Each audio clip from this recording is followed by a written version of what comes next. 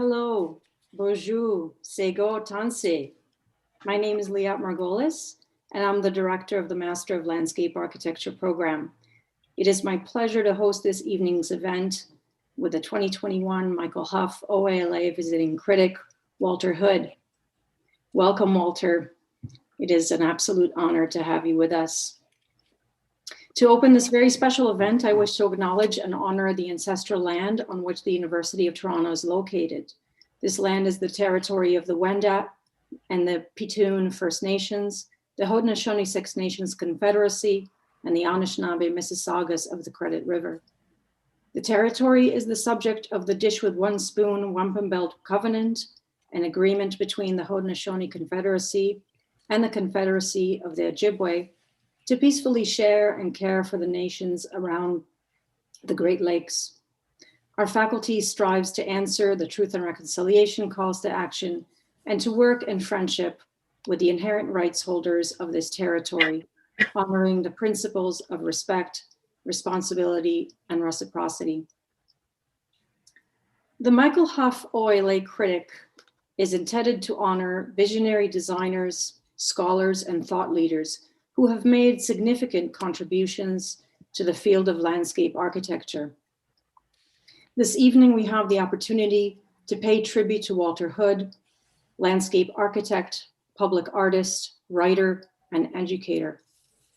Walter's broad range of creative and scholarly practices have shown unrelenting commitment and courageous insistence on the heterogeneity of people and communities, on transcending categories, particularly those which perpetuate racist and exclusionary structures, on facing difficulty truths and guilt, on remembering the unnamed, on not merely being pedagogical, but striving to be, in Walter's words, audacious and allow for a palimpsest of narratives, prophetic aesthetics, and new futures to emerge.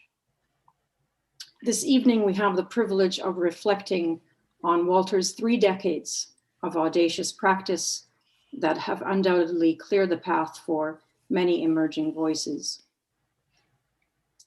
The Michael Hough Critic is made possible with the generous support of the Ontario Association of Landscape Architects. With much gratitude, I invite Jane Welsh, President of the OALA, to share a few words. Jane, over to you. Thank you, Liat. I'm delighted to be here today and bring greetings on behalf of the Ontario Association of Landscape Architects. I always look forward to the Hough Lecture as it brings the best of landscape architecture to the university, in honor of a landscape architect who blazed such an amazing trail for the profession. And I'm especially delighted to hear Walter Hood speak tonight. The OALA has over 2,000 members, about 950 full members, 390 associates, about 230 retired and active members, and over 350 student members. And hopefully that includes a number of you in attendance today. I encourage you to join the OALA, volunteer, and know that the OALA is here to support you as you enter your future career. Back to you, Liat. Thank you, Jane. For this event, we've also invited a dear member of the Daniels community and MLA graduate, Clarence Lacey, to join me in conversation with Walter following his talk. Clarence is a landscape designer at Rios in Los Angeles, where he also leads the Social Impact Initiative to develop a more inclusive and diverse office culture and advocate for the firm's role on social justice and community engagement. Clarence is also a member of our MLA Advisory Board on Anti-Black Racism and Inclusion. Thank you, Clarence, for joining us. Thank you, Leah, and thank you, everyone. I'm honored to join this event today in conversation with Walter Hood, who's been a great inspiration for me as a Black designer and urbanist. Walter is a bit of a hero of mine, being one of the influences for me to stay within the profession. What draws me to Walter's work, and I feel a lot of people to Walter's work, is his conviction, his views on urbanism, and the priority that his work gives to the communities in which he works. Hailing from Charlotte, North Carolina, Walter received his BLA from North Carolina A&T. an MLA and MArch from University of California, Berkeley, and an MFA from the School of the Art Institute of Chicago. Walter is the founder and creative director of his Oakland-based practice, Hood Design Studio, which was founded in 1992, a social art and design practice. There he investigates the intersections of art, landscape, urbanism, creating design proposals reflective of place, its history, its culture, and its ecology. With his background crossing disciplines, there is an inherent dialogue between the integration between architecture, landscape, and art.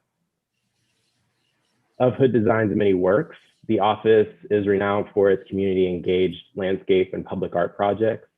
Ones that come to mind are Lafayette Square Park, that emphasizes preservation under the lens of social history as well as history, physical history, and Pearl Street Feast. These projects define an inclusive design process as one that includes all members of the community and the space's future constituents, unequivocally embracing and empowering unhoused communities.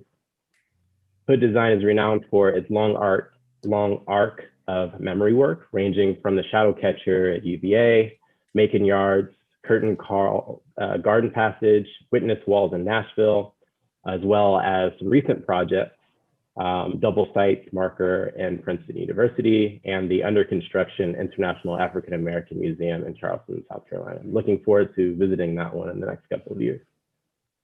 As a practitioner and the David K. Wu Chair and Professor of Landscape Architecture and Environmental Planning at UC Berkeley, Walter focuses on creating environments that directly reflect its place and situation. These spaces reflect the anthropological and ecological context and its position in time, acknowledging the past and looking towards a future of progress. In addition to the built works, Walter's research, theoretical and academic work examine a way to uncover and reveal cultural histories that have been revised or erased, gathering a multiplicity of written and oral stories, histories, and accounts. He's also a prolific writer, the author of 3 important books, Blues and Jazz Landscapes, Urban Diaries, and the most recent Black Landscapes Matter, that explore how race, memory, and meaning intersect in the American landscape. Walter has been the recipient of numerous honors and awards, Cooper Hewitt Design Award for Landscape Design, Academy of Arts and Letters Architecture Award, Knight Public Space Fellowship, and MacArthur Fellowship. This year, he was invited to the Harvard GSD Loeb Fellow and is one of 10 artists or designers commissioned to create works for the New York MoMA's exhibition titled Reconstructions, Architecture and Blackness in America.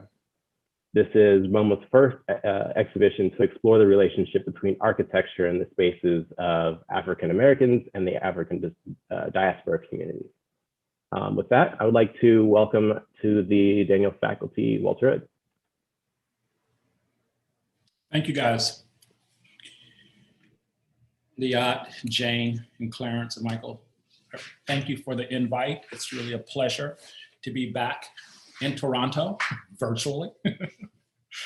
I know during these times, everyone's probably gotten their share of virtual lectures. I know I'm kind of exhausted, but due to this moment, I'm just really thankful that I'm healthy and that my colleagues are healthy and that we can continue to have a dialogue.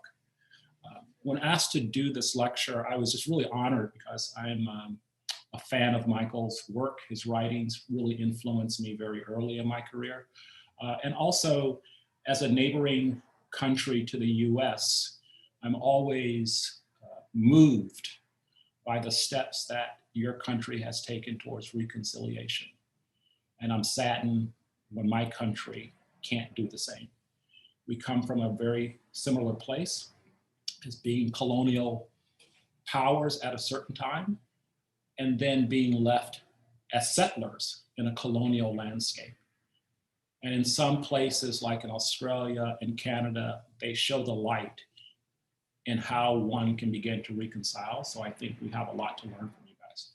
And I thank you guys for your duty and your pledge towards reconciliation. I was asked to talk about a little bit about the book that just came out, Black Landscapes Matter, which is now, I just heard, is in its third printing. And the book actually didn't come out of what we're coining now, the George Floyd moment, which is the last 12 months.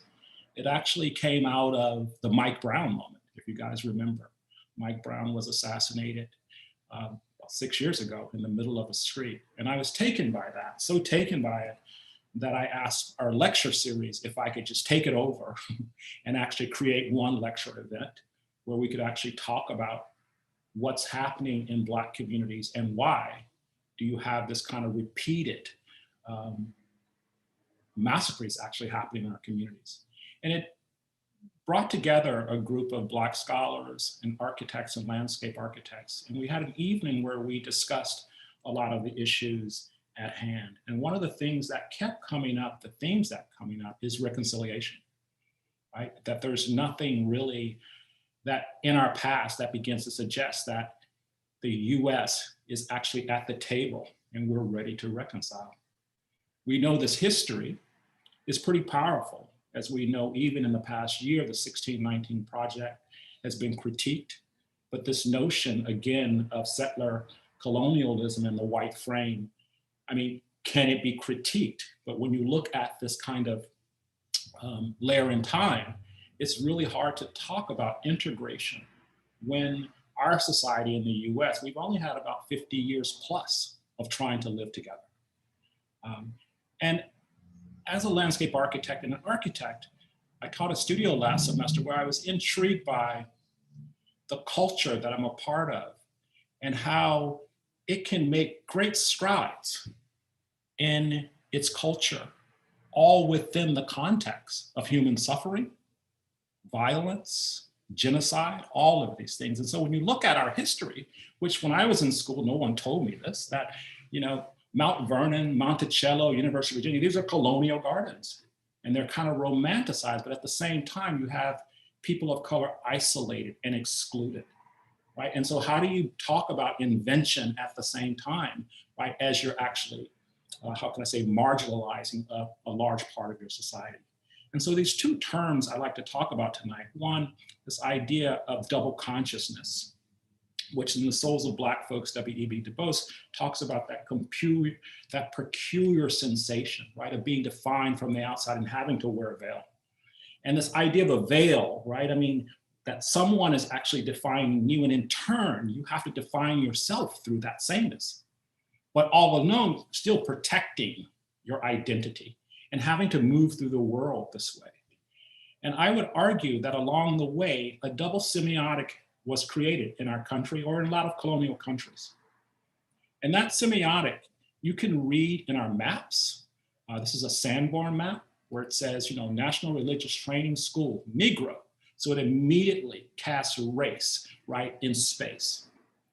Or we can actually even think about, you know, during those segregated years, how one could even think about an environment, right, without walls, without fences, but just through the semiotic of saying Negro, right, that you refer to a mountain or you refer to a rest area. And then on the other side of that is the trauma of the white frame. This is in where my mother was raised in Lillington, North Carolina. And I remember as a kid, this is in the 60s, late 60s, early 70s, that these signs were still part of that landscape. And they were to create fear, to keep you in a certain place. And then we've just celebrated in the last 24 months, movies, cinema that celebrates the idea, right, of some of these semiotical devices that again created trauma in communities. So this notion of having to have a book to navigate a landscape, right? Not a landscape of a physiography, but of a sociology. And then really getting deep into it and how trees, how buildings begin to reflect the semiotic. And so it's no wonder that even today, that seeing a Black body, right, in certain kinds of spaces trigger reactions from people who have bought into these semiotics. And this is a landscape that I traveled through a lot as a kid. It's Asheboro, North Carolina. And this is called Black Saturday. Like during most of the 20th century, Blacks could only come downtown on Saturdays to shop while whites stayed away. And so again, through this kind of semiotic, ritual develops, these stories get passed down from family to family, and these sociologies begin to pervade. And we wonder then, why do our semiotics end up looking like this? They end up looking this way because they're planned, right? They get planned over and over. And I do think we're at a moment where we know how they always end. They always end through putting groups of people in places, and then again, having trauma built up. And once the trauma builds up, it pins up. And so in the 90s, we saw this. All last year, we saw this. And this is something I think that we can learn from again and again and again. So is it possible for new semiotics to emerge that actually challenge some of these ideas in space? And about 20 years ago, we started making work that began to influence what we have today, the ability to go out and transform a landscape in a political action. So Black Landscapes Matter emerged on the ground last year, but that work has been a groundwork for over the last couple of decades. This is Macon, Georgia, which was a competition we won at the end of the millennium. That's the Daughters of the Confederate obelisk right there. It was hidden by shrubs, so we cleaned it up and made a fountain to present it back to people so they could actually see it. That moment lasted 20 years. This past year, people attacked the monument, and now I think they're bringing it down. But we were more interested in the semiotic in space of putting hay bales and cotton bales next to that obelisk to talk about those struggles, to talk about those histories versus erasing those histories. Because on one hand, one argument might be, if you remove the monuments, you actually let people off the hook. So that history completely gets erased, and then you can write a new history. Or it's a place where Black men are feared. This is Lafayette Square Park, which was mentioned by Clarence. 15 years ago, we have a bathroom where Black men could actually get their haircuts, where young Black men could actually be in a space that was abstract, that was not romantic, that was not based on some kind of pictorial idea, but was based on shaping a landscape through history and allowing that history to inform new forms. And this has always been, for us, the work that, starting with the non-objective, moving away from those colonial typologies, can we arrive at new forms? And even within a streetscape, moving away from the simple planting of trees when neighbors are advocating for their heroes to be in their life. And can we actually use the infrastructure that we use to actually subserviate communities, like freeways, like these large scale spaces, and can we begin to utilize that scale to begin to say something completely different? Maybe instead of plates in our kitchen, we could have Martin and Malcolm and Maya and Barack out in our landscapes every day to give us that strength to get through the day. And then maybe our bus stops and our transit stops rise up so people can see us, that we're not being treated as if things are normal. And by any means, these landscapes are not normal. This is Bayview Hunters Point in the 60s. You see the police down here. This was during a riot in the late 60s. The community center is over to the left, and people took homage in the community center. Notice they're pointing the guns. But this is where the Bayview Opera House emerged as a community center for young thespians in the Black community. But over the last 20 years, that fell within the kind of the system, the bureaucracy of the city, and it became a defunct community gardens with chickens and all of these other things. Instead of teaching drama, instead of teaching song, it basically became a paternal landscape where local landscape architects and architects came to basically feel pity. And instead, we chose to make the building more remarkable, to take the disability, the ADA issues, and actually make that into something more prophetic. And so now we have a ramp that connects the entire building to the landscape. And so when the building is closed, the young kids can still learn their art, learn their trade through a 100-year-old building. And so within their building, their culture is encased. or is also mentioned at the University of Virginia, thinking about Thomas Jefferson, and again, the last decade or so, understanding the transformation of the family in the landscape during slavery, but also seeing that same relationship in relationships to the institution, which is the university. And here, as the university expanded south, they actually found the house of Kitty Foster. And the neighborhood was called Canada, so big shout out. So they used that name from the Underground Railroad and actually brought it back, right, to actually claim freedom. And from there, we were able to make a landscape that actually talked about this passage from the earth to heaven through light and shadow. And so Kitty's family is constantly rising through the portal of light and shadow within the shadows of Jefferson's ecumenical village. And so again, getting people to react to a space, again, not just reading and learning, but their whole body looking at the ground, looking at the sky. And through that ritual, there's a communion that happens. And even in the burial ground, there were 28 graves sites that were interned as well, animals and people. And looking at that local landscape, we decided to make it more sculptural, that talk really about the heritage of cemeteries in the Virginia landscape.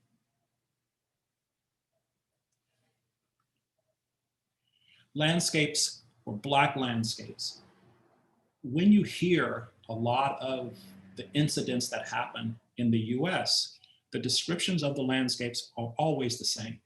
And you know that they're a Black landscape. Oh, he was coming from the liquor store. He was walking down the middle of the street. There's never a description of, they were walking down a tree-lined street with elm trees, right? You never hear that description. And so how do we actually change the conversation or the semiotics? Sometimes you can do that through failure. I would say in the last 30 years, a lot of projects that we've done, they never got built. They never saw the light of day. But it's the experience of actually going through the work at times that can give you courage or can inform and give a community courage. Here with the greenprint in the Hill District of Pittsburgh, we try to teach the community and talk in a different way. This big green thing in the middle here this is a patch map. And the big green thing is the hill.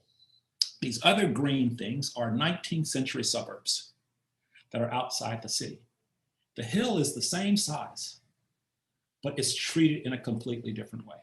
So we chose to go in, we went out to the suburbs and we actually sampled all the landscapes there and brought them back here. And we suggested to the Pittsburgh Parks Conservancy that maybe this area should not be re-densified, but it should be a 21st century suburb where people could actually walk right downtown. We also understood the reason why this place was green because of these two rivers, the ecology once people moved out and once all the coal was extracted, it just became a successional landscape. And so now the hill has wildlife, it has a kind of a landscape that's becoming over the last 40 years. It has a sets of stairs, it's charged by topography, but there are no books written about these stairs. You go across the river, other communities have books glorifying their stairs. But the semiotics for this community was really different. So instead we said, okay, if we treat it as a suburb, what if we kept the woods that have emerged? And within the woods, we actually have our parks be part of the woods, not separate, right? If you go to any suburb, the landscape is continuous. It's not postage stamp. So we protect this ecology by embedding things within. And then we said, if you build in this area, you have to build a certain way. So you can still build single family and multifamily housing, but you're in the woods. And then you start building upon that, trails. And so you start to see the landscape in a completely different way. And then for the dense part, where the commercial, where most of your development is, we treat it almost like a village. And so here you have your postage stamps within the grid itself. And so you have this dichotomy between what's grid and what's wood.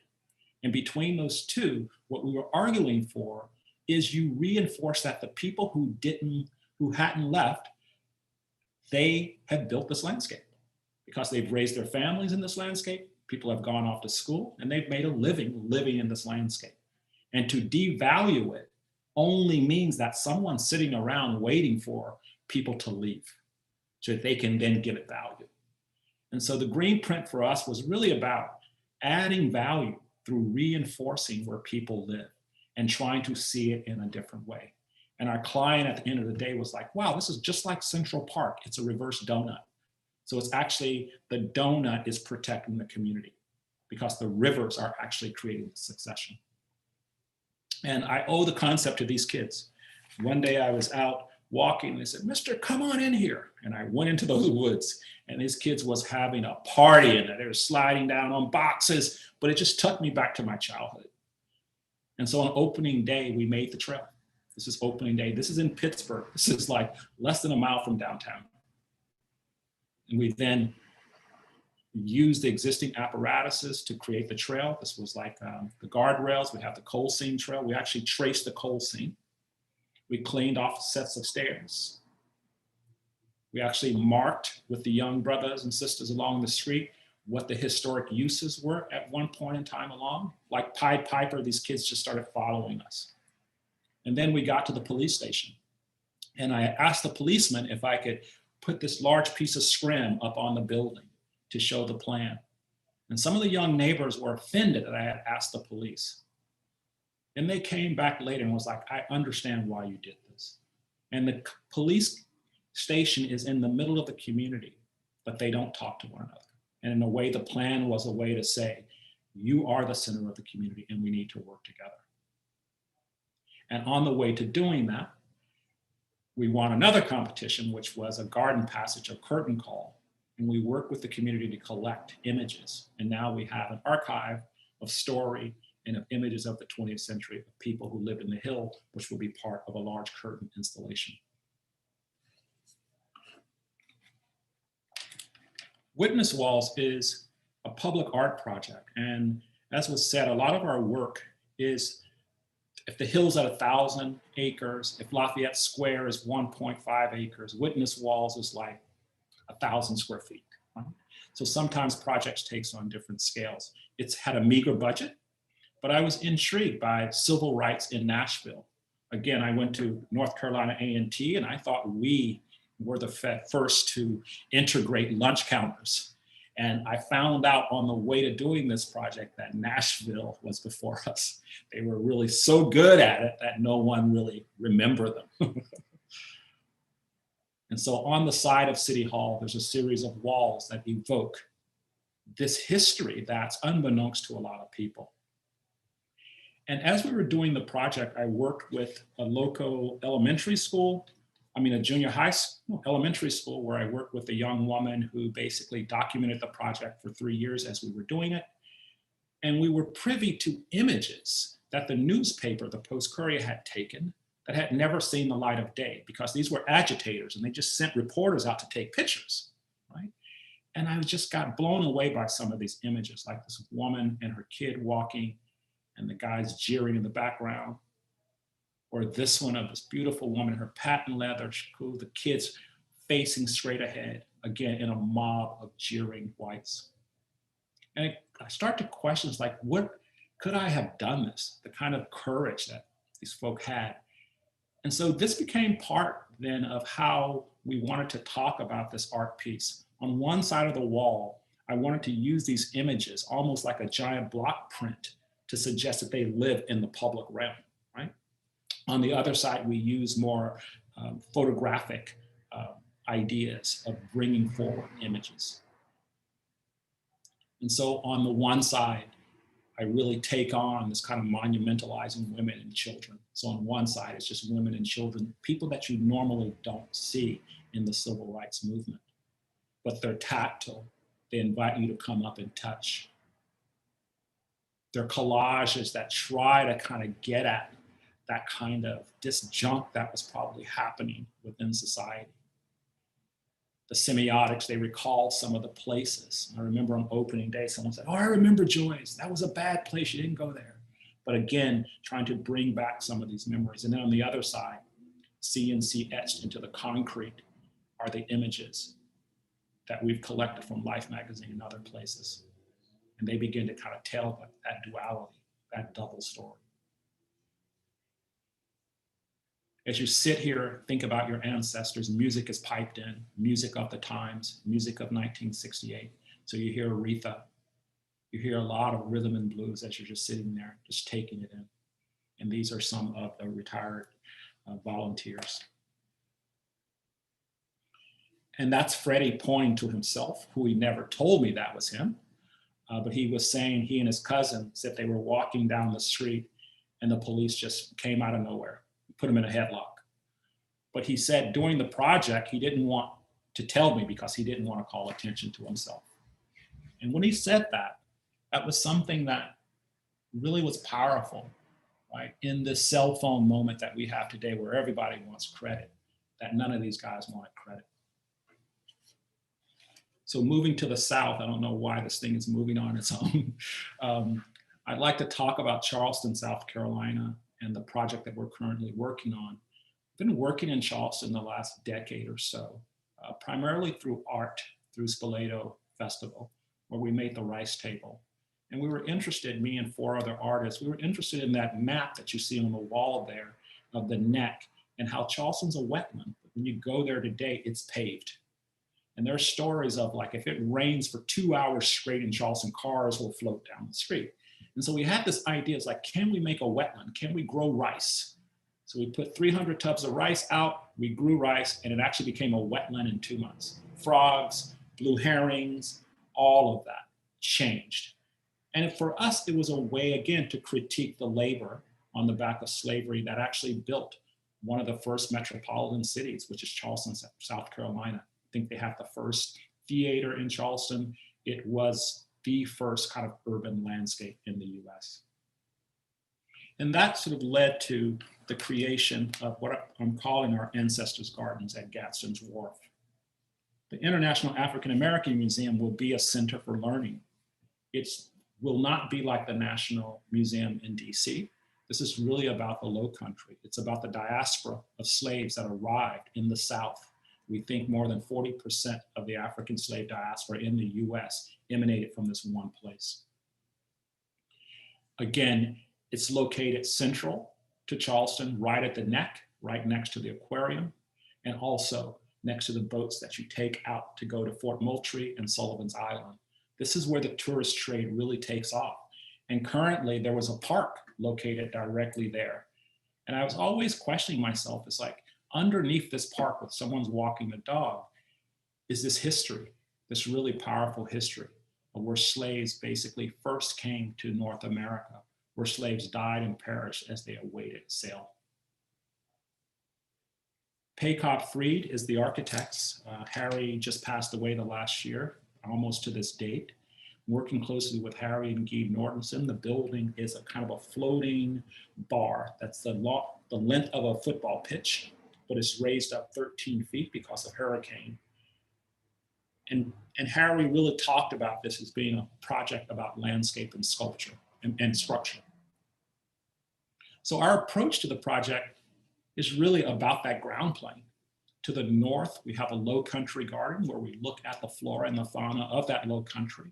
We riff off of colonial gardens using parterres, particularly these French parterres. And then the ground plane is like literally like exhuming the Atlantic Ocean, all the shells. The ground is made of shells and the columns are made of shells. At night, it's like any other landscape in Charleston, South Carolina. You can move through freely. There were lots of debate around, should there be a wall, should there be a fence?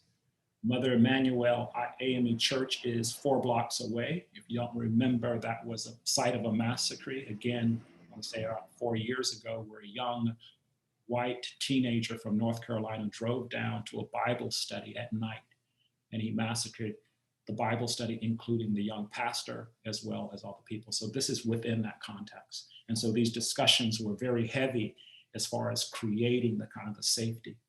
But what we wanted to sort of show is that the landscape could actually evoke a lot of these things, like the primary dune that's completely gone, that begins to suggest that you're at an edge, but it actually begins to convey this kind of, how can I say, shelter.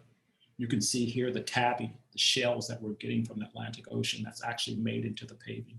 this large extent, uninterrupted. To the north, again, the sweetgrass is growing here. Sweetgrass ecology has been lost to development in the area, but the sweetgrass is also very important to the local basket makers who have to now travel to Georgia to get their sweetgrass. We have series of gardens, just like you would have in a colonial set of parterre gardens, but they're made of different materials. This one's the stele garden, which talks about the different tribes, the ethnobotanical garden, which talks about the different plants, the seeds that women would weave into their heads and bring across the Atlantic crossing, or planters where you could propagate rice and begin to kind of think about that billion-dollar crop. And then more powerfully to the south, we were able to locate where the warehouse was located. And this is where slaves would come in from the incubation from Sullivan's Island. Then they would basically be stored in a warehouse. You can imagine the heat of summer, bodies decaying. There are accounts of the food chain changing in the harbor because bodies were just dumped over. So within this, we create this gauntlet that you pass. And we're calling these rice Negroes, which are part of an exhibition at Fort Moultrie. People knew the kind of individual that they wanted to work in the swamps. And these were West Africans who had the sickle cell trait who wouldn't get malaria. And so it was something that was, again, very, very well thought out. But this notion that you're constantly in the everyday engaged with memory. And then as you look towards the harbor, we developed a fountain that picks up the water of the harbor and brings it up 12 feet up onto the ground.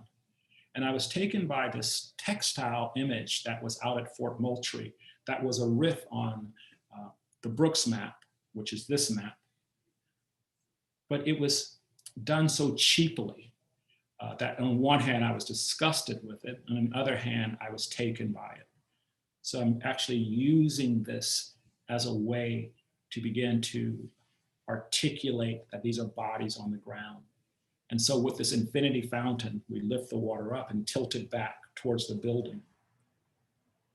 And then each body is etched in this tabby, and the shells are almost hand placed in the body figure. And the figures are allowed to read. And through that kind of serial nature, you get this fountain. And it's located at the edge. This is where the original line was. And this is looking out to the harbor. And as the water drains away, which would take about an hour, those bodies then become legible. And then it fills up again.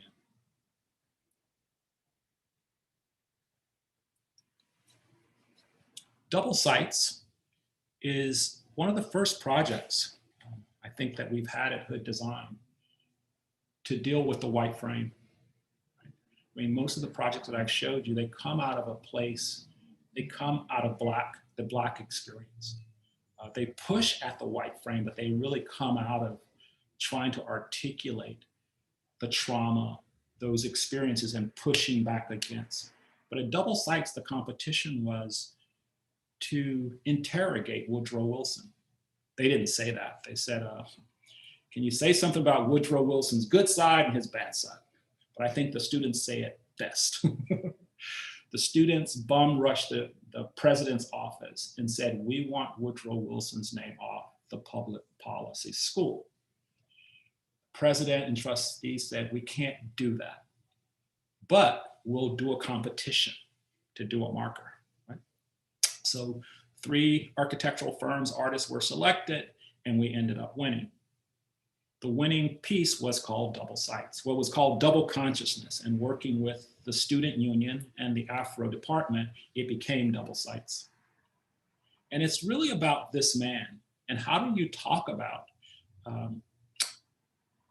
the white frame? Wilson's a Southerner. I think his father was a preacher.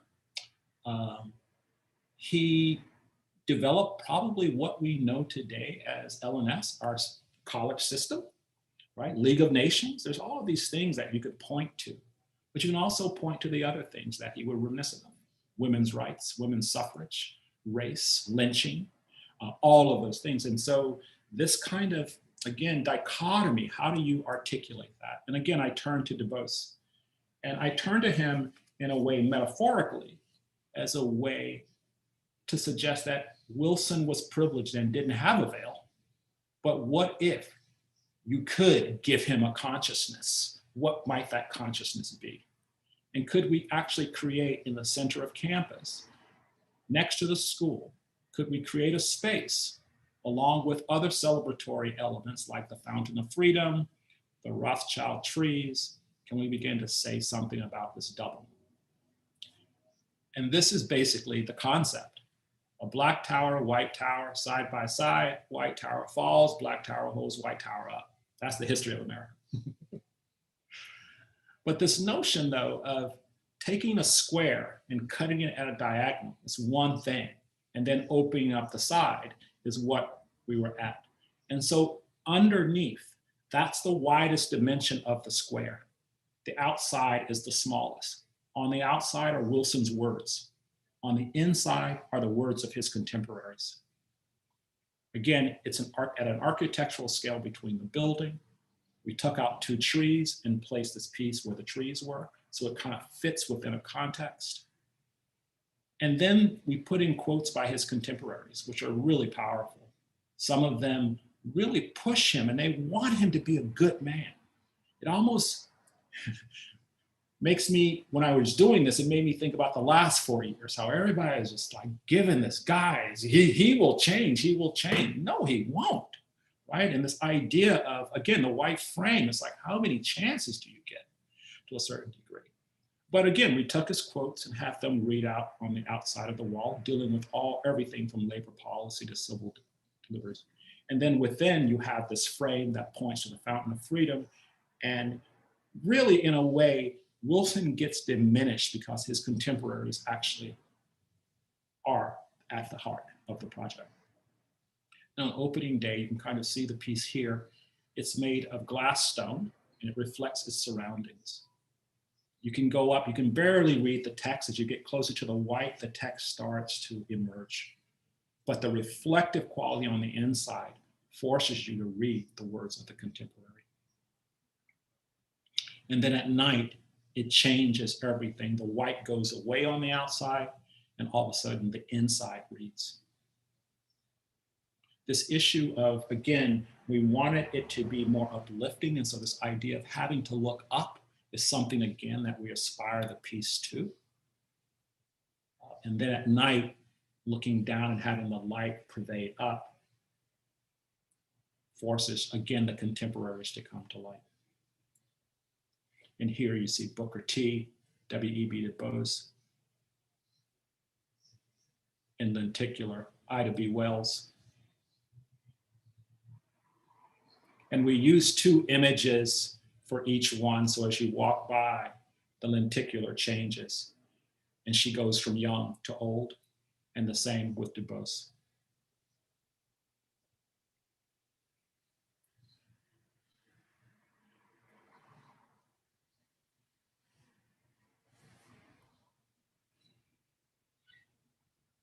This piece was a very challenging piece to do because, again, the students still wanted his name off the building. They didn't want a piece. And the students fought. Again, I talked with them last spring, and I was going to fund an event for them out at the piece. And then I got a call late summer by the president, the director of the school, and they dropped the name. And she said one of the trustees went out and read something on the outside of the piece, and that changed. And again, for me, this piece could be temporary or it could be permanent. But again, I think for me, it allowed us to kind of overreach to a certain degree, right? To be uncomfortable in a place. And on opening day, that group of people were there as we cut the ribbon for this project. So I had never been to a project where opening day was the riot, which was awesome. And that's opening day. So the president had to stand up and present this project to this group of students, which was awesome. So sometimes kumbaya, you don't need kumbaya. You gotta rock it sometimes. And lastly, I'll end with 3 trees. This was a piece we just completed for the Chicago Biennale last year. And I was asked to do a piece in the courtyard of this library. And as I started working, they said, oh, you can't do that. You can't do that. You can't do that. You can't do that. You can't do that. And I was reading the paper one day. It's like the Obama Library. Obama is being blamed for cutting down the trees in Jefferson and Washington Park. I was like, huh? And I did a little more investigation, and the limbs had failed because of a storm. So I wanted to remind people that Obama was a president, and his library is actually sitting in a context of presidents. And so 3 trees basically puts that into practice and reminds Chicagoans that they do have a Black president in their landscape. Thank you. Thanks, Walter. Woo! About, you wrote how the diachronic nature of histories affected Black landscapes and our memories of them. And I think about that kind of, that experience, that, the narrative that you go through, and what you're told, and how that becomes part of your own, identity, and how those narratives and the erased narratives are, that are not told. And I was listening also to your conversation with Garnett Cardigan. Yeah.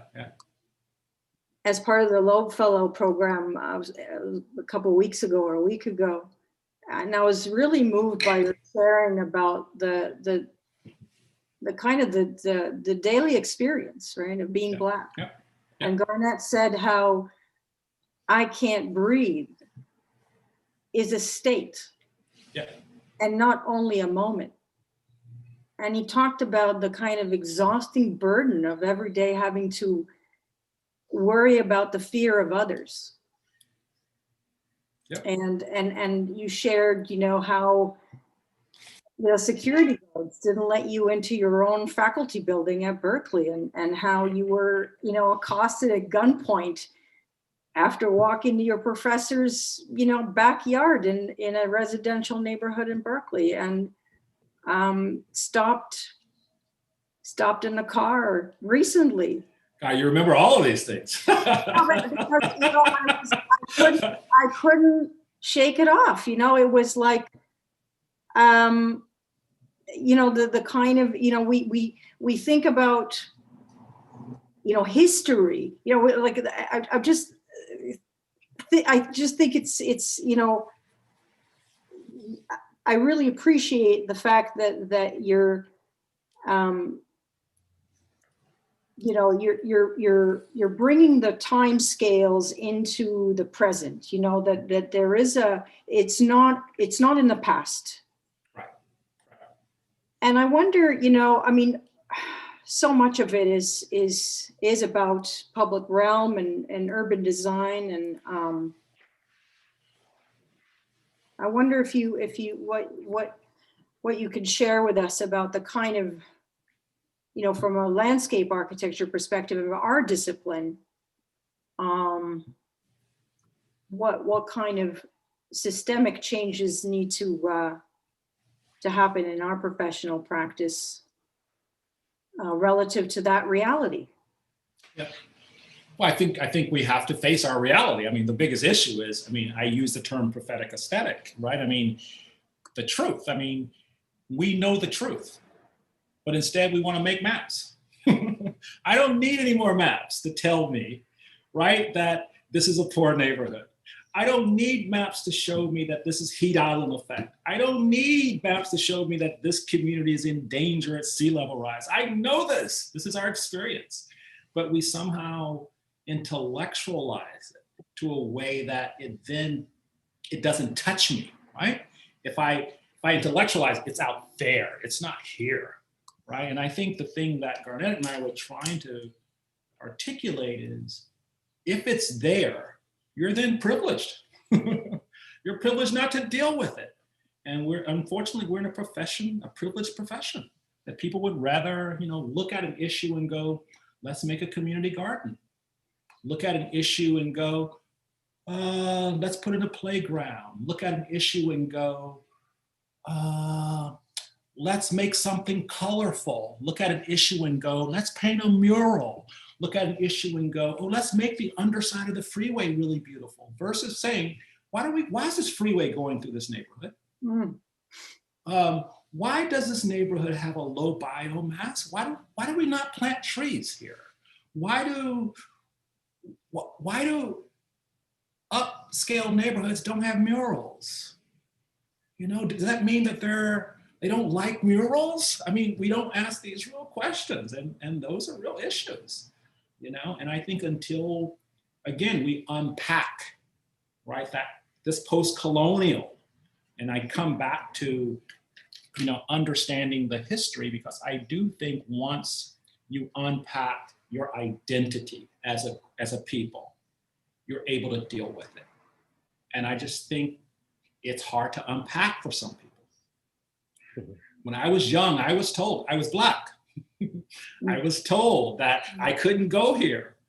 I wasn't given this fiction, and I was overhearing someone, I forget who was talking a month or so ago, a politician, and it was a white politician. He said, we have to stop lying to our kids. He goes, every generation of white families lie to their kids, right? They tell them this myth. They don't tell them the truth. It's not that they're responsible for this, but that's the history, and the history is the history. It's not like my folks can say, oh, well, you're not descended from slaves. No, you can't look at yourself that way. I mean, how can you tell someone that, right? And so I do think it gets back to the truth. And the truth is, it's just a really hard thing, particularly in a post-colonial society. But for us, those truths really do open up things, though, to a certain degree. And it took me a while to get to that place where I felt comfortable, right, even articulating, because within our profession, I was alienating people, or I was, how can I say, I was marginalized by going, oh, that's just Walter, right? I remember when Jazz and Blues and Urban Diaries came out in the 90s, oh, that's just Walter.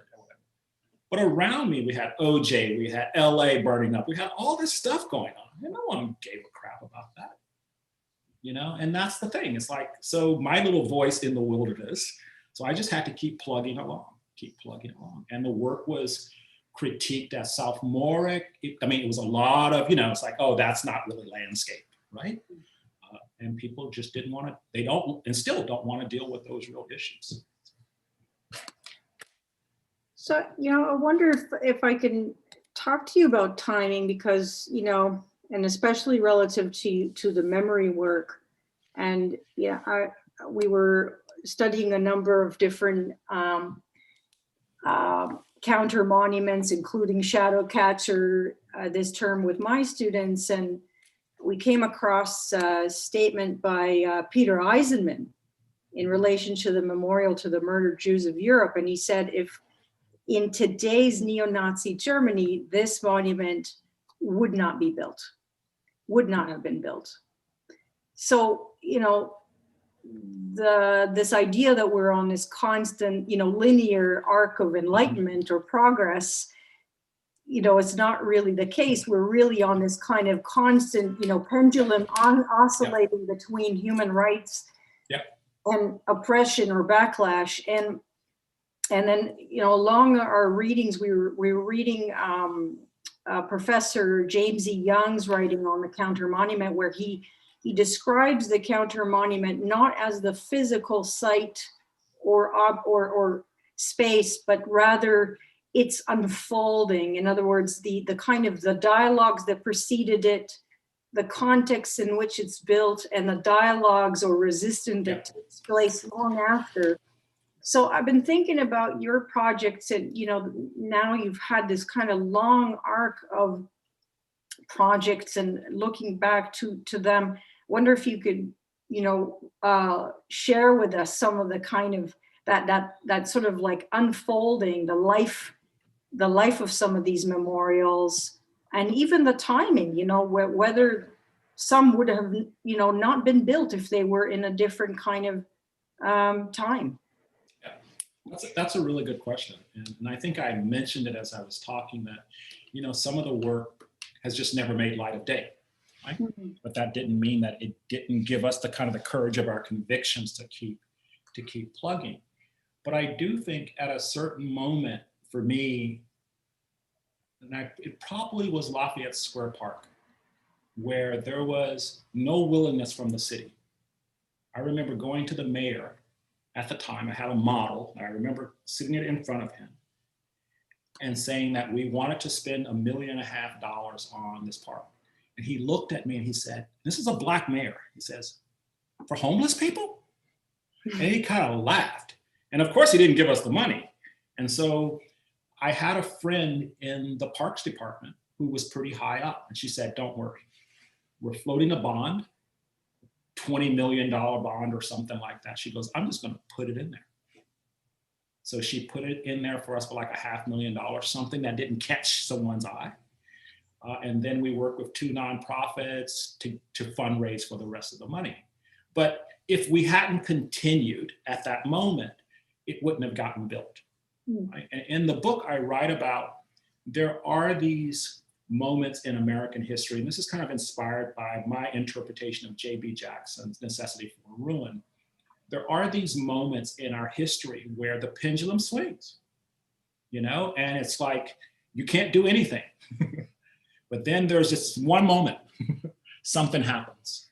It could be something cataclysmic. In landscape, in most cases, is something cataclysmic. It's Hurricane Katrina.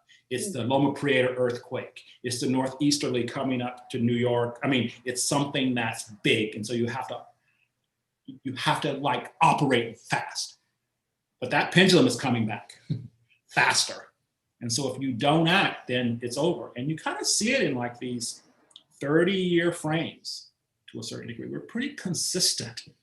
It's actually becoming a little closer to 20 right now. But I've just learned that, you know, I'm trying to think, I think it was Oliver Wendell Holmes who talked about pragmatism in America. And he wrote, "Pragmatism is the belief that if you put something out there, the world will meet you halfway." And that has to be a belief. That if you put something out there, someone's going to come to it. They might not come today, but you have to have that belief, and that, in a way, is what this country is kind of built on, right? That kind of optimism. Now, people like me, probably was harder in the past to have that kind of optimism, right? Because the structures were against you. But I do think if you can think in those terms, it gives you the courage of your convictions. So the project might not get done today, but 10 years from now, that seed might still be there for you to actually make manifest. And that's something that I've learned a lot about, primarily through art. Right? I got a pocket full of art projects, so just waiting to go, right? And so you just got to be ready. You just got to be ready. I think one thing, sort of we're in a moment right now, sort of defining what the Black identity is and what is Blackness. I think for so long, especially for people outside of the multiplicities of Black communities, you know, kind of view us as harping on our trauma and trying to define ourselves by our trauma or by our otherness. And one great thing in a lot of the projects that we've seen today, there's that dichotomy of trauma and then also celebration, and looking forward and looking to progress and kind of thinking of what's next.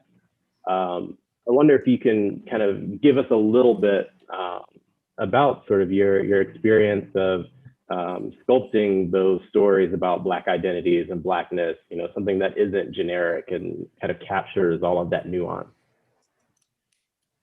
I mean, that's a really good question. I mean, Mario Gooden, in his book, he writes about this idea that, you know, we're African American, not Americans, right?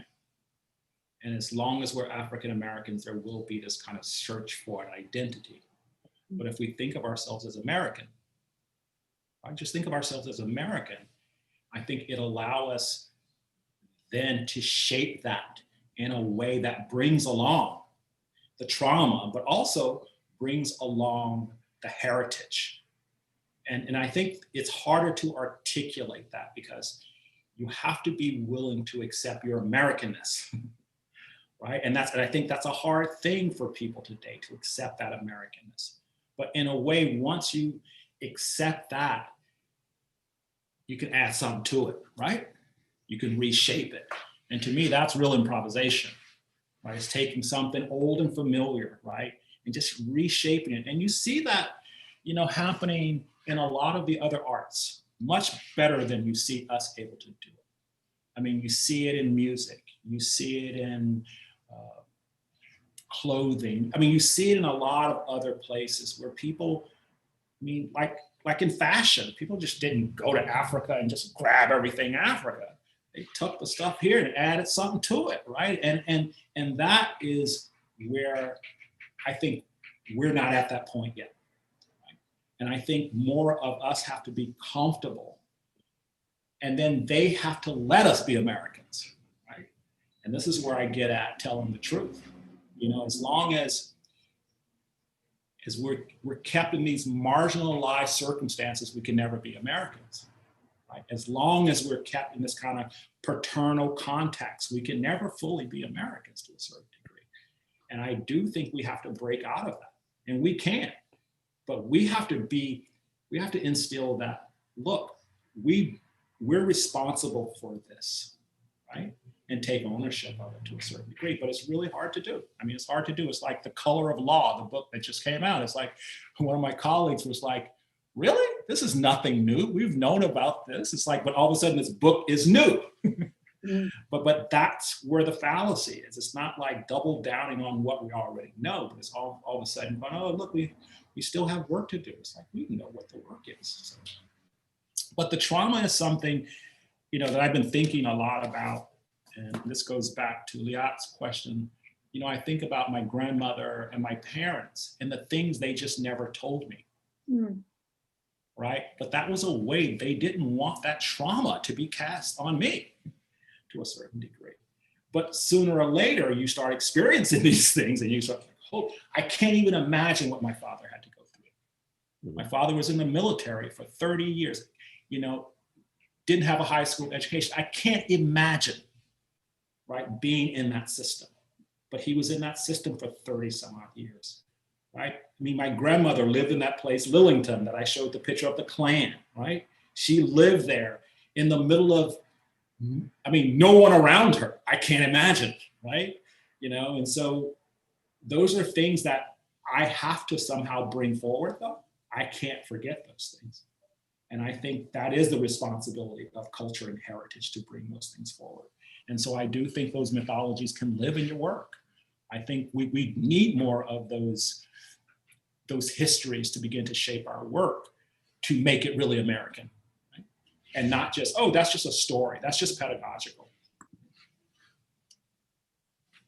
And I guess one thing kind of tied to that is sort of backing up a little bit and thinking about the scale of a lot of your work and the role of art in your work. And, you have these really small projects, these very experiential things where, there's a mixture of landscapes as being the art, or the landscape being the stage for the art.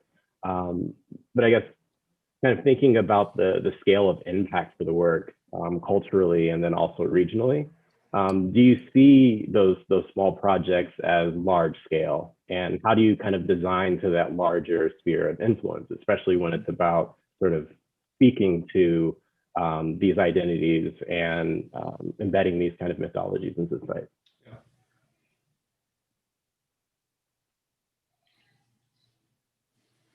I try not to think of them as small projects, because I think there's someone asked me the other day, was like, do you do big projects?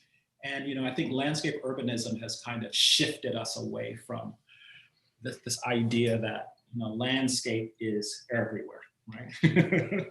It's not, the city, map, but it's everywhere. It's the little dooryard garden, right? It's the street landscape. It's the city. It's all of those things. And, I can say that the small projects allow you to be really clear about something. The larger projects become more complex as far as the reading, right? And so I love the small projects, whether it's the eucalyptus soliloquy that I did up in Marin, which was just this idea, that people were going, eucalyptus trees are bad. We got to get rid of them all. And another way of thinking is, what are the good qualities of the tree, right? And making a small project allows you to say something very clear. But those projects, for me, when I get to another scale, they allow me to translate those same ideas just in different ways. And so in a way, it's like working in the studio, right? I mean, those small projects are good testing grounds for larger ideas. And so I think, the way to think about landscape is, again, it's not about something small or large, but it's about those relational experiences that you have with them. We just finished a piece down in your neck of the woods, or finishing it in Santa Monica. And one of my clients told me yesterday, it's like, whoa, I just drove by your wall. And the wall is like maybe 80 feet long or something like that, right? But it's made of stone. It's like this big hunk and stuff. And he got it, right? Where other projects, it takes people a while to get to something. So hope I answered your question. Yeah, definitely. Do we have time for one more, or do we need to? Well, no, I was gonna maybe suggest taking some questions from the audience. We have an interesting question here around the role of music, or how music informs and enhances your ideas. Music was one of the first places I asked the question of landscape. I can remember being in graduate school and I'm like, how can I do something different, right, with the stuff, this medium? And I started reading a lot of cultural geography and history on the cultural arts, particularly in African American culture. And one specific quote in particular from Michael Hough, where he stated that the cultural arts in African American communities was based on improvisation. Right? It's like, music, improvisation. I immediately went to it. But he talked about how the improvisation is taking something that exists and reshaping it to make it new, but still not throwing it away, right? And I started thinking, wow, that's just like jazz, that's like bebop, that's Charlie Parker, that's Miles, right? And I started thinking, could you make the same projects over and over and over and over, but they would have the same syntax? And what thing do you make different? Right? And that then started very early. I think that was jazz and blues. I just took this abstract thing as a composition, and I just came up with like 16 people in the neighborhood, and I just layered them on top of this abstract diagram. And after doing that, it showed me that form, right? The kind of the picturesque, the Baroque, all of that stuff, I could just throw out the window. It doesn't really matter. That I can make stuff based on a framework of anything, as long as I was consistent. And that kind of led to a lot of the early work, like Lafayette Square Park. If you look at those compositions, those were based on what I call non-objective compositions that allow you to not bring that history along, right? To not bring the picturesque along, to not bring, some of these tropes along, but allow you to sort of investigate and make new things. And so music is still one of those pieces. We're working in Bronzeville in Chicago right now. We're working in St. Louis. And both of those landscapes have a syntax that are based on music and musical scores, because we're interested in this idea of multiple rhythms. Right? Can you build a landscape that just has multiple rhythms? Can you build a landscape that has crossroads, places you can go and meet the devil and get those skills, right? We're using call and response as a way to do participatory design. So when the community says they want something, we have to respond, right? And so it forces a different dialogue to happen. And we just did our first Zoom meeting in St. Louis, and it was awesome. And people were like on it, right? It's like, yeah, crossroads, I'm on it. Yeah, call and response, like being in church. So again, trying to bring many of those, again, that cultural heritage into the work that starts reinforcing people. You know, people want to be seen, they want to be heard, they want their heritage to be brought along. And as soon as you bring in something that can resonate in a powerful way, something that's familiar to people, you can go somewhere with it. And I think that's what we can learn with music. The last thing I'll say to that is, you know, the kind of sampling you get with hip hop, it took me a long time to like, because I'm like slow, to figure out. It's like, oh, the reason why I like certain songs is because they're songs from my childhood. The ones that I really like, right, is, you know, Jay-Z sampling the Jackson 5. It's like that beat is stuck in my head, right? And so that's another way to get people. We use it through language. If I work on a project and I use language like the shadow catcher, right? And after 5 meetings, if people are calling it the shadow catcher, it's the shadow catcher, right? The greenprint. I mean, these are ways of getting people to sing with you, right? To riff with you. The project in Buffalo, the solar strand. It's like we won this competition, we call it the solar strand. It's a long thing, right? Within a month of this thing building, they made blue glasses, solar strand, solar strand, right? And so now it's part of the lexicon. But that to me is what we can learn from some of the other cultural arts, right? Is that we can riff with people, but you have to give them an instrument, right? And sometimes it's language, and sometimes it's you know, just validating their existence. You know, a lot of our time, you know, I think there's too much given to kind of process per se versus having conversations with people. And the last thing I'll just say in your introduction of me, and this is what I would hope of landscape architects and environmental designers. I would hope that I don't have to be introduced as someone who works with people, right? Because it suggests that none of you guys want to work with people. And that's really sad, but that's the kind of a truth. And for 20 years, I get introduced as, oh, Walter works with people. And I'm like, what do the rest of you guys do? You just like look at Pinterest and, you know, I mean, so again, it's kind of like creating, oh, I don't do that, he does that. And I think we're all working with people. If there were no people, we don't need to do anything to the landscape because the landscape would take care of itself, right? You know, I was telling my students yesterday in the East Bay, they're working here. I'm like, when the Spanish came here, there were no trees here. They had to bring trees with them, monkey puzzle trees. They had to send people out to get Canary Island palms, right? So all this stuff is here because we brought it here. The landscape wants to be in a different way. And so I think people, that should be centric to everything we talk about. But again, here's the privilege of our profession. I don't need to talk about you guys. I'm talking about Bambi. Me and Bambi, man, I'm with Bambi all day. I don't have to deal with you. And people would rather deal with Bambi than deal with people like us. And that's increasingly becoming problematic. Yeah. Increasingly. So. Absolutely.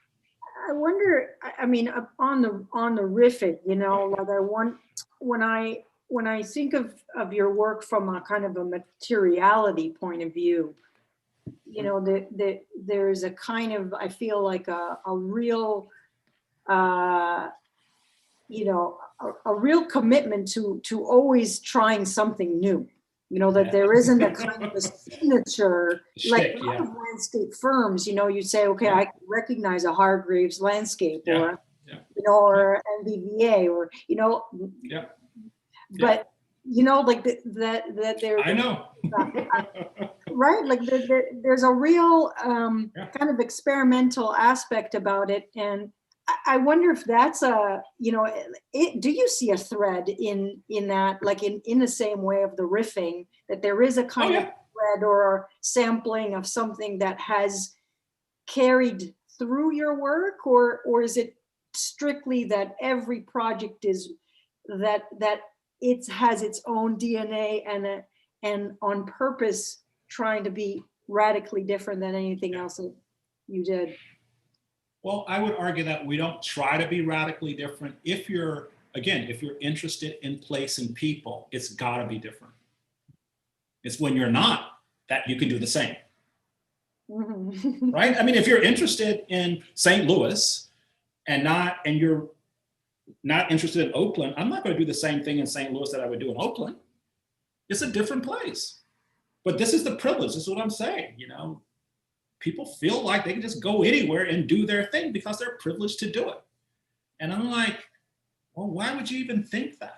And we've bought into this as a profession. That's why we have a professional magazine. We have these trades. We use the same benches. We use the same garbage cans. We use the same lights. And this was the first thing to me that when we opened the studio, it was like, you would get a project and it's like, okay, what can I design? It's like planting and a paving powder. That would be it. Because all the other stuff is like from China or from Canada or from whatever, and it's the same stuff. And so very early, like at Lafayette Square, I basically went and found a metal worker, a Latino firm that was making metal gates, right? And things for your windows. And I asked them if they would do specialty things. I said, yeah, go back in the back. Juan does these nighttime projects. I go back to the back and there's this guy, Juan, and he's got a notebook and he's showing me all the stuff that he does moonlighting. Like he had lamps and stuff. And so we did the fences, we did the arbors, we did what we call tree bouquets, we did garbage cans, everything was fabricated. And when you go there, it looked different, right? And it was of its place. And now I can never get the city to do that ever again, right? You know, they replaced that, you know, for the grills, we designed smokers, right? I mean, there were these awesome miniature smokers with these beautiful stands. The first few years, you'd go to the park, these brothers would have chickens, whole chickens, man, smoking, man. It was awesome.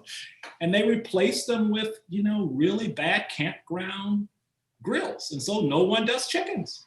Right. And so these things matter. And I do think if we can claim that part of our trade that we give away, right? I mean, our furnishings, the lights, I mean, there are things that we could say about places in powerful ways through those objects, because in landscape, we just don't have a lot of stuff. We got paving, we got a lot of objects, and we got some vegetation. That's it. And we have air, right? We got light. And so doubling down on some of these things, and like one of my principals, she's always going, it's like, dude, you know, if you had a thing, we could make a lot of money. If you had a thing, we could make a lot of money. But you just like every project, you gotta like reintroduce something. But we've gotten to the place where, you know, the way to critique a project at the end of the day, you go there, and if it doesn't look strange, if there's not something strange about it, you know, and we use that term strange because idiosyncratic is like not enough. It just looks peculiar, something peculiar, right? Something's out of place, something's not quite right. That's that flat at fifth, right? That's that resonant sound, something, right, that calls your attention. It's like, huh, that's kind of weird. And so you search for that for every project.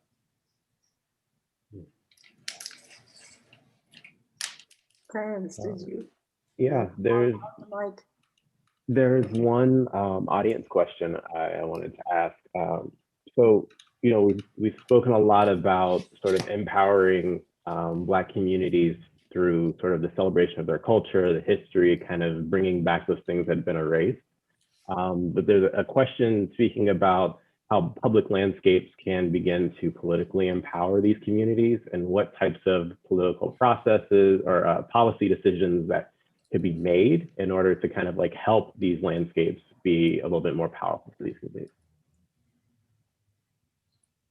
Well, I think one, if collectively we could all agree from municipality to municipality that there were these planned landscapes that we created so that people didn't mix. And now we have to go into those landscapes and change them so that people will mix. That's political to me, right? Because they were planned. And most redevelopment in areas in American cities, they were, it's funny when you look back on it, it's like, when we had the Depression and the government had to come in with New Deal, right? And provide the kind of cushion for all Americans because people lost housing and everything. Those were the moments in my diagram where you would find Llewellyn, you would find those amazing housing projects that were done, that we use in our history books. And they were interracial. I mean, the brown people had to go in the back, but at least people were thought of collectively. After the Depression, we were left in those landscapes because others could move out because they were segregated. And so this idea of these isolated communities actually happened in a way by default that we couldn't be included. And so we know that history. And so you didn't see a lot of white families get invited to Pruitt-Igoe, to Cabrini Green, these big, big housing projects. But you did see the Radburns of the world. You did see these other ways to think about, right, these projects. And so I do think that it would be heavily political to go back to the West Oaklands, to the Fillmores, to those places where houses were torn down and people were put in to housing projects to go in and actually democratize the city. But the hard problem with that is people who grew up in those neighborhoods in the last 50 years, they look at that as their history and they don't see the erased part, right? Because they were never privy to that. But the erased part is like amazing. I mean, we're working in San Francisco in the Fillmore, and I was just looking at a Sanborn map of Freedom Park, which is this housing project. And man, this thing was so dense. People could go right up to a park, and one of the guys told me, it was like, there's too many black folk on the street, man. You know, you come to that neighborhood, it's like too many black folk on the street. So what do? Oscar Newman, right?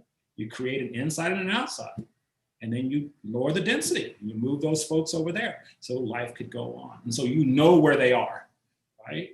You know where the housing projects are. I mean, you can drive through South Central and see the same thing, man. You can kind of see where they tore them down and where they put the wall around. And that was not by accident by any means. But I think the political act, particularly right now, would be to just get out of this thing of low-income housing. And let's just make housing, you know, but once you put low income at the front, it's the same thing. You just keep exacerbating the same thing.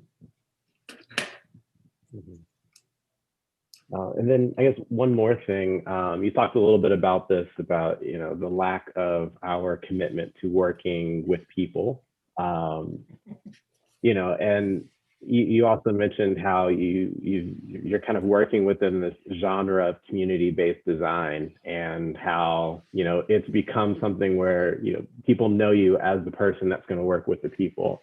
You know, kind of branching from that, you know, are there other kind of senses of responsibility or stewardship that all landscape architects, planners, and urbanists should have, regardless of the type or the scope of the work that they do? Well, I mean, I went to a 5-year, I have a BSLA and in LA. And there's just some baseline things that we do, right? These are just baseline. They're not, this is what I specialize in. Grading and drainage, that's a baseline. Planting design, baseline, right? Am I wrong? Mm. All these things are baseline that we're talking about. Screen restoration, baseline. Urban water, all this stuff is baseline that we actually make special. And so if we said all of these are baseline, then you would deal with people.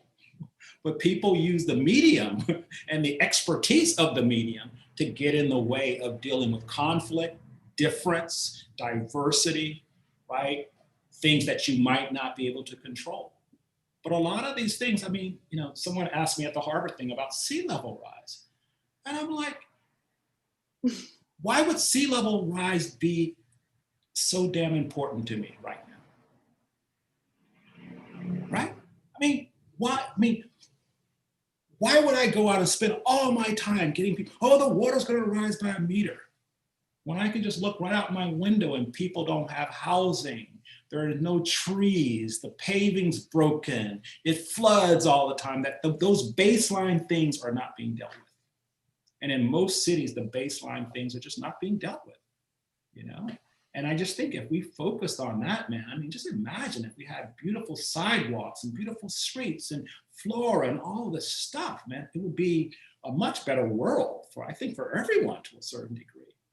But you move around and you kind of see where people have put that responsibility. And I look around and I see, you know, with my colleagues and, you know, out there in the world, their privilege, what that allows them to do. It allows them to not have to worry about shit that I have to worry about. And, you know, it's just, I wish, and I tell people at times, like, I would love to just come into my studio and just paint. I would love to do it, right? But I probably feel so guilty about something, right? That I know is real experience, and I know that it's something that I can contribute to in a very powerful way. And so, you know, I think everyone's an artist, I think, who's working. I just think if we could kind of share that artistry, I think we could be in a better place. And we could take one last question here. We're coming up to our time. There's a question here about how do you navigate challenging pushback with feedback to clients and some of your projects, and whether you've been told, you know, that your projects, you know, are too raw in, you know, or you know, too challenging, and how do you respond to that? Oh, you get fired, you just get fired. Yeah. A couple of years ago, I was fired from a project in my home state because I wanted to talk about, they had just rehabbed a train station. And I went there and I was doing the art master plan, and I noticed there was a big door and a little door. And I was like, I want to do a project about the little door. Mm-hmm. Of course, Mr. Hood, we got to go a different direction. Wow. Right? I mean, I just think, you know, you have to, at a certain place, I was telling the story about the first time I got fired, and I called George Hargraves. I hope George remembers. And he's like, how many times have you been fired? I was like, this is the first one. I was like, don't worry about it. I was like, thank you. Right? I mean, you know, it just means that at a certain place you come, at least I came to that place in my career, was I didn't want to do that kind of work anymore. And I had an opportunity to design a piece for a garden, a big old American garden that was about George Washington Carver. And it was the first speculative piece I've ever done. And I went to the library. I remember getting the commission, and I went to the library at Cal, and I was just in the stacks, and I found this dissertation on Carver. And the dissertation was arguing that Carver had a feminine approach to science, because he would, you know, get the potato and go, Mr. Potato, what do you want to be? Mr. Peanut, what do you want to be? He was very oral in his descriptions, right? I just thought it was fascinating. So I came up with a project called a root wall, right? So I made this kind of serpentine thing of dirt, and I had this thing where I wanted school kids to bring seeds or root every year, and this thing would actually evolve. Mm. You could have heard a pin drop in that room. Right. Again, no one looked like me. They were very polite. I get on an airplane, I get home. By the time I get home, there's a message on my machine. Can you give us a call? It's like, Mr. Hood, we love your presentation, but we think we want to go in a different direction. And this is after the board, who was primarily of color, had hired me, but this came out of the people who ran the garden who didn't look like me. Mm-hmm. So it was really one of those things where I'm like, whatever, you know? It's like, those are the kind of clients that in a way you want to walk away from. I mean, it hurt that I couldn't do this project, which I really wanted to do. But on the other hand, it was, again, one of those steps along the way where it's like, thank God I didn't do the project, because at the end of the day, they just want a representational statue. And that's what they got. And so, you know, it's, yeah, sometimes you have to lose to win. Sometimes you have to lose. Clarence, did you want to ask one more question, or? I mean, if we have time, I have a little bit of an Oprah question for you, and it's how do you feel that your identity, your Black identity, you know, kind of gives you that conviction or holds you responsible to people and wanting to serve people?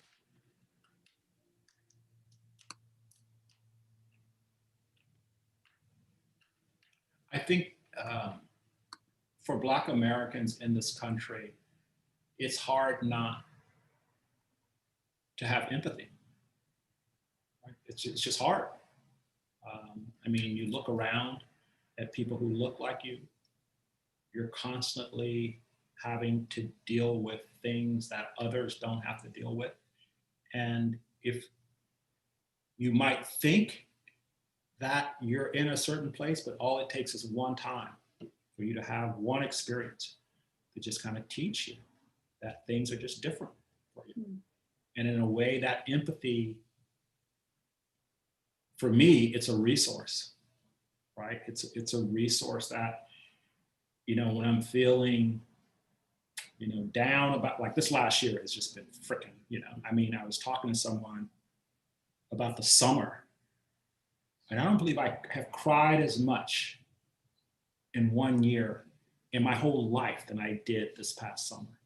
Mm. And it was just at that moment where it just, I couldn't stop because of what was just happening over and over and over again. But I took solace in being able to write and make projects, and not projects that, how can I say, were screaming in reaction to these things, but projects that was more empathetic to the kind of work that I'm doing. And that was a place where I could find that kind of solace. If that makes any sense. Like doing this last year, we worked in a place called La Villa in Florida. We were asked to come and do a park for the Johnson brothers, Lift Every Voice and Sing. And they were from there. I didn't know it. So I spent months just doing this research and learning about James Weldon Johnson, who, as a third grader, I had to learn his poem, The Creation, as a third grade kid. I had to memorize it, right? And so again, those are those moments where it actually made the work. And instead of making a park for them, we made an entire neighborhood, right? Where, you know, we started documenting where the houses of prostitution were. We found that there was this thing called the Great Black Wave. So we tried to construct this larger narrative. And I don't think that would have happened in another time, right? I don't think my client would have given me the kind of leeway, right, to do that in any other time. And so I do think, you know, at a certain point, you just got to believe in yourself, right? You got to believe that those things that, how can I say, are pushing you in one direction, or that you're feeling, that they could be reciprocated through the work in some way. Thank you. You said in your I think you mentioned it in another talk that the the obelisk, the daughters of the Confederate obelisk was finally taken down. Right? Is that? Yeah, I think it's coming down. I think I saw a post where, I mean, during, you know, the other monuments, the civil unrest this week, the summer, someone in Macon had actually gone out and desecrated that piece and said, we want it removed. And so this is, you know, I think of this moment, the kind of the dismantling, right, of these, you know, public sculptures, particularly those that reinforce the lost cause. I mean, I think there's this kind of renewed insistence now, I think, from people to remove these symbols altogether, right? And again, it goes back to your time thing. 20 years ago, people didn't have that appetite, right? I mean, I probably 20 years ago when I was working on Macon, I probably couldn't get enough people to come downtown to say, get rid of this thing, right? I mean, when you kind of think about it, so it's, again, it's the epoch, it's that time period, as I was saying. There are these moments where you just have to be ready, right? And someone was telling me, it's like, oh, are you mad that they're changing Poplar Street? I was like, no. Because if it was probably hidden, still hidden with those bushes, no one would have seen it.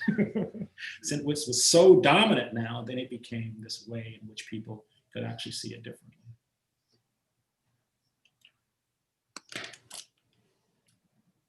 I just want to end maybe with one other question, if you don't mind. I was thinking about the ways in which your projects deal with the body, with, you know, in some cases, there's a kind of abstraction, even a kind of a spiritual aspect to the presence of the body. In some cases, you have, you know, the photographs, the Nashville, very direct, very figural. Then you have the new monument in South Carolina, this kind of, you know, another expression. And I was just wondering if you can maybe talk to your process about thinking about that, how you make these choices in terms of where the figure comes into the work. Yeah. Well, definitely, you know, when I was showing Lafayette Square and some of those other projects, they were much more abstract, right, in their compositions and in their manifestation, right? There was nothing that really talked about the body per se as a set of relationships. But I think for me, you know, sculpture and thinking more and more about the object as sculpture, but also being much more, what can I say, aware that the Black body per se is something that has really been negated in space. It's always been looked at in a kind of anthropomorphic or a representational state, right? And more, I'm more interested in the body in all of its abstractness to a certain degree, right? And that it's not singular, I guess is what I'm getting at, right? That our reading of, you know, a Black body in space is highly representational. It's like, oh, that's Sydney. They did a bust of him, right? And I've just recently been writing about the Fountain of the Moors and the Fountain of Four Rivers in Rome, right? Where Bernini, you know, he's got the Negroids right there. And I keep coming back to those pieces because those were done in the Renaissance. And we don't have those kinds of figures in our world here. And an artist tried to take an image of a slave, I want to say it was in Indianapolis, there's a slave at the bottom of the obelisk in Indianapolis, and an artist looked around and was like, that's the only representation of a Black person in public space. Wow. And he went out and scanned it, and he wanted to take that figure and bring it to City Hall, right? Everybody went up in arms.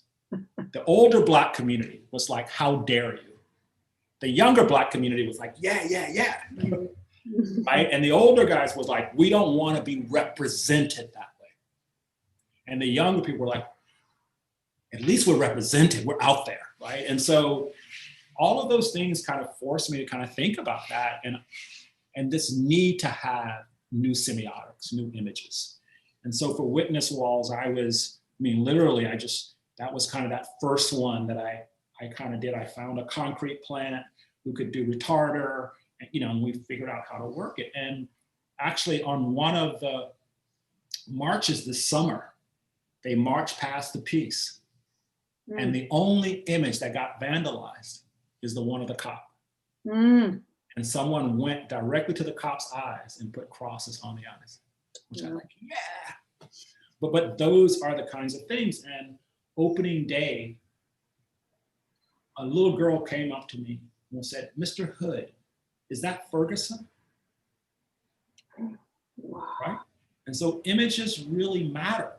And again, it's not in this kind of highly decorated mural image, but it's images. Because what you can begin to see is that image that I showed was from 50 some odd years ago. Yeah. I could probably find a very similar image today.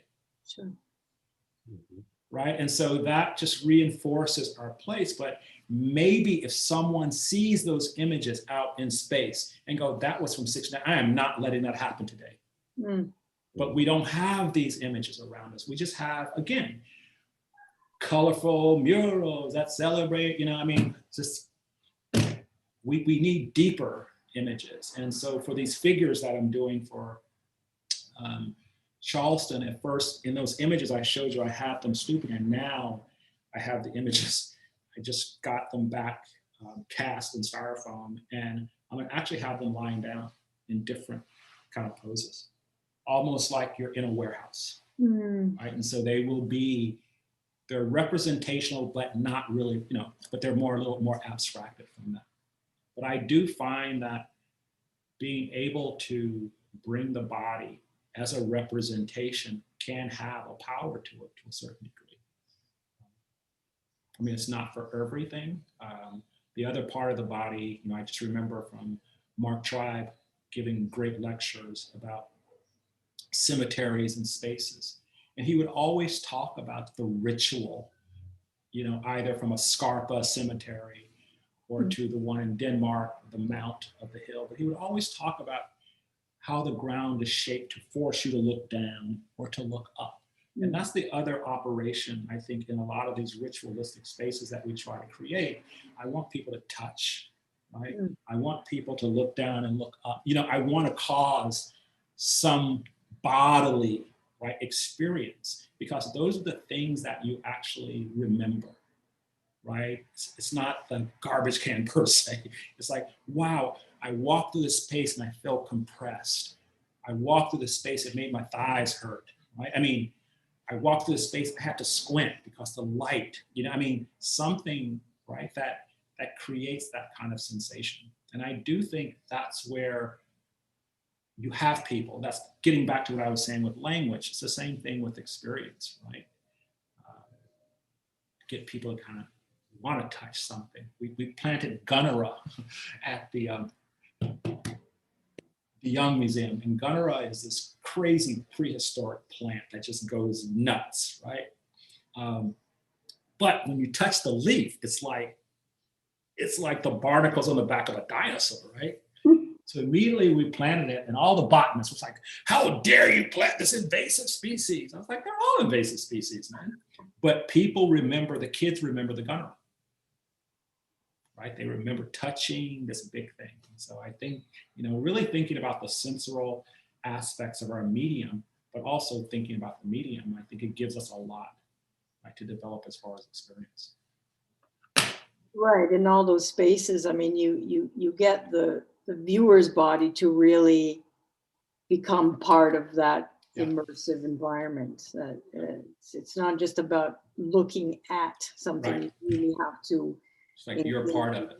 You become part of that. Yeah. And it's pretty crazy, like the hill at Lafayette Square. It's like a year, I just remember going there a year after it was built. There was actually a cop on a motorcycle sitting on top of the hill, right, checking people out, right? I was like, I never imagined that. I go back another day, someone was drying their clothes on the south side of the hill. I go another day, and this is the one that got me. These kids was playing football, and the hill is high enough, it's 60 inches, so that someone can stand at the apex and you couldn't see them. And they were having this ball, throwing the ball and not knowing where it was coming from. I was like, wow. But just in that very simple form, people reacted in different ways. And so for me, those are things that are probably coming more out of my architecture training, but I think we don't do that enough in landscape. Right? We don't situate people in space. Like at a splash pad park, I made a kind of a half wedge, and then I tilted it up and it looks towards the freeway. And I remember at a community meeting, one of the residents was like, why are you doing that? No one's gonna sit there and look at a freeway. I was like, yes, they will. And I didn't tell them why. On opening day, I go there, that person is sitting on the hill. And they said, I know what you mean. And it was facing south. Of course, people are gonna sit on it. But these are kind of no-brainer things that we forget a lot of the times. I don't know how many times I've seen people put a hill on the north side of a slope, right? And expect people to sit there. They're not gonna sit there, it's cold. Right? But it's just those simple things I think you can really get people to sort of feel those decisions that you make. Well, speaking of seating, we have this awesome comment here that just says, just want to commend your commitment to seating. It's a simple element that's all about people. And it's not about making CNC benches. It's about thinking about seating. So good. Hey, Walter, thank you so much. This was Okay. really extraordinary. There were so many comments here saying so inspiring, transformative, damn inspiring, amazing lecture, and so Good. Michael would be proud. New Zealand, yeah, Nick Jones. Yeah, man, go. I was just in New Zealand last year. I loved it. Okay. wish we Well, could yeah, here. Clarence, it's a pleasure, but I'll see you on Thursday, right? See you Thursday. Thanks for joining Okay. us. Yeah, Okay, guys. looking forward to Kudos it. from Chicago, Alessandro. Okay, guys, you guys have got people everywhere. All over. Okay.